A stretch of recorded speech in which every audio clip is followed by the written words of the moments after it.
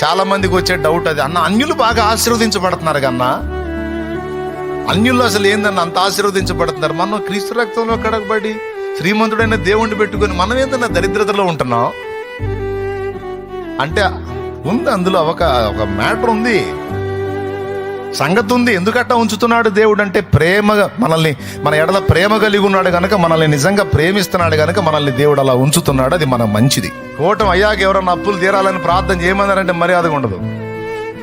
దేవునికి స్తోత్రం, హల్లెలూయా. నీకు భక్తి జీవితం బాగుండాలా, అప్పుల నుంచి విడుదల కావాలా? భక్తి జీవితం బాగుండాలంటే రన్నింగ్ లో ఉండాలి. మరి ఆ బరువు తీసేశాడంటే, ఆ బరువు తీసి నీకు సమృద్ధి ఇచ్చాడంటే, ఇప్పుడు శుక్రవారాలు కనపడుతున్నావు, ఇక ఆదివారం కూడా కనపడవు.